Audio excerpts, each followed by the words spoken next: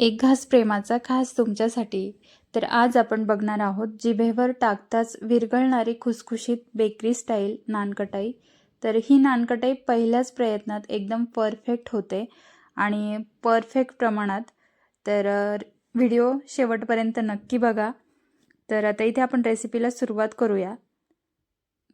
इथे मी 1 वाटी पिठी साखर घेतली आहे, नंतर 1.5 वाटी मैदा घेतला आहे, अर्धी वाटी डाळीचं पीठ घेतले, पाऊण वाटी तूप आणि 1 चमचा वेलची पूड घेतली आहे. तर आता इथे एका मोठ्या ताटामध्ये आपल्याला मैदा आणि डाळीचं पीठ चाळून घ्यायचं आहे. तर हे पीठ शक्यतो चाळूनच घ्यावा, म्हणजे गुठळी राहत नाही.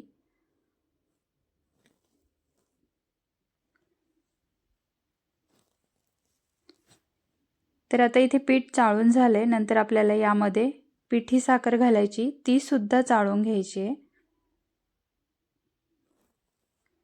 कधी कधी काय होतं, साखरेचे कण राहतात, त्याच्यामुळं मग नानकटाई आपली व्यवस्थित होत नाही. त्याच्यामुळं हे सगळं चाळून घ्यायचं आहे. नंतर यामध्ये वेलची पूड सुद्धा चाळून घ्यायची आहे आणि आता हे हाताने चांगलं मिक्स करायचं आहे.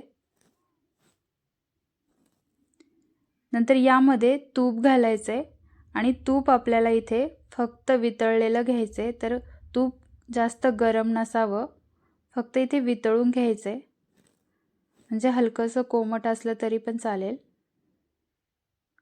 तर हलक्या हाताने ह्याचा गोळा तयार करून घ्यायचा आहे.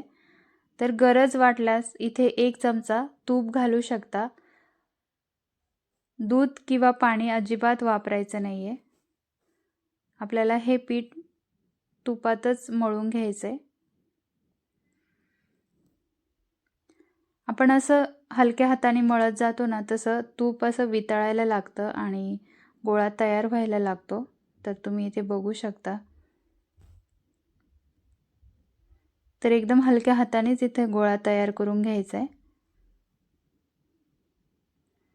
तर इथे नानकटाईसाठी पीठ तयार झालंय. तर इथे आता आपल्याला एक असा रोल तयार करून घ्यायचा आहे. नंतर आपल्याला सुरीने तो कापून घ्यायचा आहे.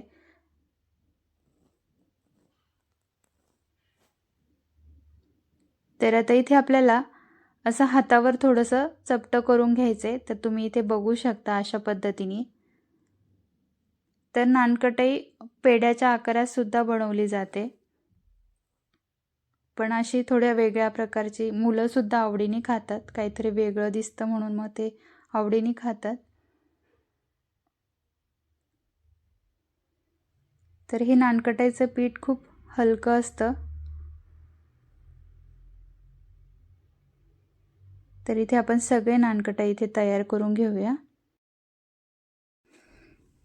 तर तयार झाले सगळे नानकटाई. तर एका ताटामध्ये आपल्याला बटर पेपर ठेवायचं आहे आणि त्यामध्ये आपल्याला नानकटाई ठेवायची. पण नानकटाई ठेवताना मध्ये थोडंसं अंतर ठेवा, कारण ज्यावेळेस ते बेक होतात ना, त्यावेळेस ते एकमेकांना चिटकतात. त्यावेळेस थोडंसं तरी अंतर ठेवायचं आहे. तर इथे कढई आपण करायला ठेवली होती 10 मिनिटांसाठी. मग आपल्याला नानकटाईचं ताट त्याच्यामध्ये ठेवायचं आहे आणि वरतून झाकण ठेवायचे. तर आता इथे दुसरी आपण नानकटाई तयार करून घेऊया. तर इथे मी थोडं पिस्त्याचे काप घेतले होते आणि थोड्या गुलाबाच्या पाकळ्या. नंतर थोडंसं प्रेस करायचे, जास्त पण नाही, म्हणजे त्या चिटकल्या जातील. तर इथे आता आपण 20 ते 22 मिनिटांसाठी बेक करायला ठेवलं होतं. तर बघूया झाकण काढून. तर तुम्ही इथे पाहू शकता किती छान अशा फुलल्यात, रंग पण किती छान आलाय. तर आता इथे आपण कढईतून ताट काढून घेऊया. तर आता आपण हे दुसरे नानकटाई आपण बेक करून घेऊ.